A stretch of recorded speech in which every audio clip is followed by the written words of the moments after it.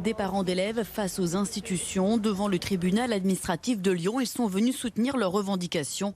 Une demande d'indemnisation. Pendant 13 ans, leurs enfants scolarisés dans l'école Michel Servet ont été exposés à une forte pollution située à la sortie du tunnel de la Croix-Rousse où passent quotidiennement des milliers de voitures. On a été alertés, on s'est demandé pourquoi à chaque fois qu'il y avait un pic de pollution, ma fille toussait toute la nuit pendant une semaine sans dormir. Il y a quelque chose de compliqué à envoyer ses enfants tous les jours dans une école polluée alors qu'ils sont censés être en bonne santé. Des capteurs dans l'école ont révélé la présence importante de dioxyde de carbone, à tel point que les fenêtres et l'une des cours de récréation ont été condamnées. Voilà ce qui a été porté à la connaissance du tribunal.